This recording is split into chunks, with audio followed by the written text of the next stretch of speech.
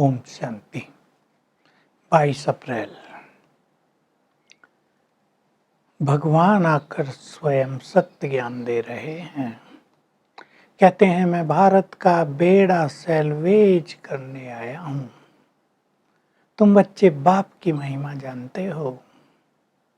उसे great great grandfather नहीं कहा जाता, वो गॉड फादर है, पतित पावन है, ज्ञान का सागर है, पवित्रता सुख शांति का सागर है, सबका माता पिता है, जगत का गुरु है। ये महिमा तुम्हें सबको सुनानी चाहिए। वही भारत में आते हैं, सत्य ज्ञान देते हैं। एक बहुत अच्छी ज्ञान की बात कह रहे हैं कि ब्रह्मलोक के साक्षात्कार तो लोगों को होते भी हैं, लेकिन सूक्ष्म वतन का किसी को पता नहीं। सूक्ष्म वतन के बारे में कोई चर्चा नहीं, सूक्ष्म वतन का साक्षात्कार किसी को होता नहीं। सूक्ष्म वतन आकर मैं ही संगम युग पर रचता हूँ। तुम परम धाम से आते हो, सीधे आते हो, वाया सूक्ष्म वतन नहीं आते। और जब वापिस तुम्हें जाना है तो पहले सूक्ष्म लोक में जाओगे, फिर परम धाम में, फिर स्वर्ग में आओगे। मैं हेवनली गॉड फादर हूँ।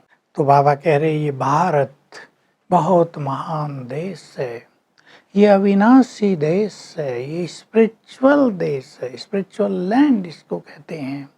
इसका कभी विनाश नहीं होता है। यही स्वर्ग था। हिंदुस्तान नाम तो बाद में पड़ा है, इसका असली नाम तो भारत है। ये महान भारत, भारत भूमि पर ही मैं आता हूँ। तो आज बाबा बार बार एक शब्द बोल रहे हैं, भारत का राइज और भारत का फॉल, भारत का उत्थान और भारत का पतन। कितना कितना समय रहा हम सब जानते हैं, 2,500 साल की बात है। भारत का उत्थान किसने किया और पतन किसने किया? भारत देवी देवताओं की भूमि है, ये भगवान की जन्म भूमि और कर्म भूमि है।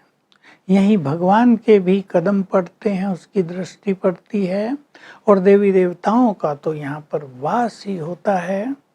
तो भगवान यहाँ स्वयं ब्रह्मा तन में अवतरित होकर भारतवासियों को पुनः मनुष्य देवता बनाते हैं। क्योंकि देवता भारत में ही थे, वो और धर्मों में नहीं थे। बौद्ध, मुस्लिम, क्रिश्चियन ये धर्म सब अलग हैं, लेकिन भारत में आदि सनातन देवी देवता धर्म था। तब भारत का राइज था, यानी उत्थान था। एक बात बीच में बाबा ने और कह दी, श्री कृष्ण को भी लोग भगवान कह देते हैं, पर श्री कृष्ण राधे तो छोटे प्रिंस प्रिंसेस थे। बड़े हुए, स्वयंवर हुआ, तब उनको बच्चे हुए, लक्ष्मी नारायण के बच्चे, तब उनको 2 बच्चों के माँ बाप कहते थे। वो जगत के माँ बाप नहीं हो सकते, इसलिए उन्हें भगवान भी नहीं कहा जाता। तो श्री कृष्ण सतयुग के शुरू में जब भारत का राइज था, धीरे धीरे कलाएं नीचे उतरी। द्वापुर से रावण आ गया, रावण के कारण गिरावट हुई। बहुत ही बड़ी सुंदर डीप फिलोसॉफी है, पतन कैसे कैसे हुआ। तो बहुत ही गहरी फिलोसॉफी है। तुमने राज कैसे लिया, कैसे गंवाया, भारत का पतन धीरे धीरे कैसा हुआ। देखो आज भी बहुत लोग कोशिश करते हैं भारत में ये उत्थान हो, ये अच्छी चीज हो जाए। प्रधानमंत्री भी करते हैं, शुरू से करते आए। उससे पहले अनेक राजाओं ने, सम्राटों ने उत्थान का मार्ग निकाला, लेकिन हुआ क्या? दिनों दिन पतन हुआ। गरीबी भी बढ़ी, दुख शांति भी बढ़ी, क्राइम भी बढ़े, सब कुछ गिरावट की ओर आया। अंधकार गहरा होता गया, दीपक जलाए गए, लेकिन अंधकार को मिटा नहीं सके। क्यों हुआ ये सब? इस पर बाबा गहरी रोशनी देते हैं। सतयुग में आत्माएं भी परफेक्ट तो प्रकृति भी परफेक्ट, सतो प्रधान। आत्माओं की कला धीरे धीरे नीचे उतरी। कला माना डिग्री ऑफ पावर, जैसे बैटरी डिस्चार्ज होने लगती है। परसेंटेज डाउन होने लगती है। तो जैसे जैसे डाउन हुआ, अब आप सोचो सतयुग के एंड में आ गए, अब त्रेता प्रारंभ हुआ। तो जो आत्मा की डिग्री रह गई उस अनुसार प्रकृति भी सतो बन गई, थोड़ी गिरावट आ गई, त्रेता का एंड आ गया, कलाएं और कम हो गई, प्रकृति भी अब रजो हो गई, द्वापर शुरू हुआ, रजो हो गई। अब देखिए रावण शुरू हुआ, मुख्य बात, रावण माना काम क्रोध लोभ मोह अहंकार, फिर ईर्षा द्वेष शुरू हुए, तेरा मेरा, नफरत घृणा वैर भाव, लड़ाई झगड़े हुए, क्राइम बढ़ा। तो सबसे ज्यादा पतन के जिम्मेदार हैं ये मनोविकार।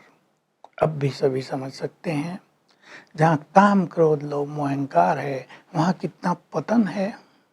राजाओं ने राज्य गंवा दिए काम वासना के पीछे, राजवंश नष्ट हुए क्योंकि काम वासना के कारण बहुत कमजोर हो गए। अब भी आप देखते हैं काम वासना, सेक्स लस्ट, कितने केस हैं, हजारों केस सारी दुनिया में रोज रेप के हो रहे हैं, हजारों, सबसे ज्यादा अमेरिका में, भारत में बहुत हो रहे हैं।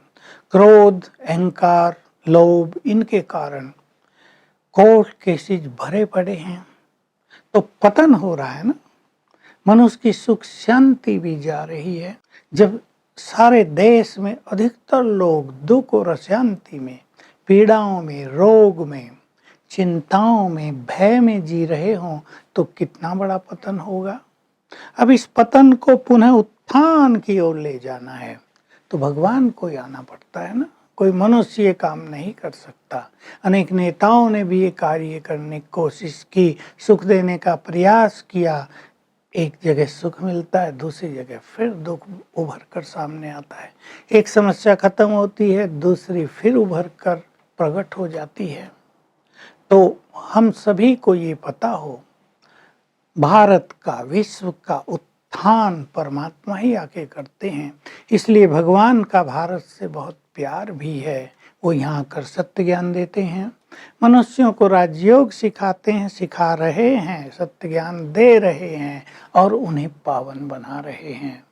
तो जब बहुत सारी आत्माएं निर्विकारी बन जाती हैं तो कलियुगी दुनिया का महाविनाश और सतयुगी दुनिया का उदय हो जाता है। तो अब इस प्रक्रिया में हमने प्रवेश कर लिया है, महाविनाश की प्रक्रिया में, और ज्ञान सूर्य उदय हो गया है। अब इस धरा पर स्वर्ग भी उदय होने वाला है। तो पतन के दिन समाप्त हो रहे हैं, उत्थान प्रारंभ है सूक्ष्म रूप से स्पिरिचुअली, और कलयुग की समाप्ति होते ही सतयुग स्वर्णिम युग इस धरा पर उदय हो जाएगा, जो उत्थान का समय है, जो हेवन है, जिसको पैराडाइज कहते हैं, जिसकी स्थापना स्वयं भगवान कर रहे हैं। वरदान है, अपनी हाईएस्ट पोजीशन में रहकर संकल्प बोल कर्म करने वाले संपूर्ण निर्विकारी बनो।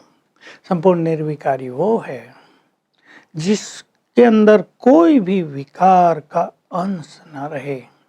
तो मैं हाईएस्ट आत्मा हूँ, होलीएस्ट आत्मा हूँ, ये संकल्प करते हुए हम इस पोजीशन में स्थित हो जाएंगे और चेक करें हमारा मन वैसा है, बोल वैसे हैं, कर्म वैसे हैं। तो ये चेक करते करते हम संपूर्ण निर्विकारी बन जाएंगे। स्लोगन है, कर्म करते हुए यदि ये याद रहे कि करण करावनहार बाप साथ है तो कर्म और योग का बैलेंस हो जाएगा।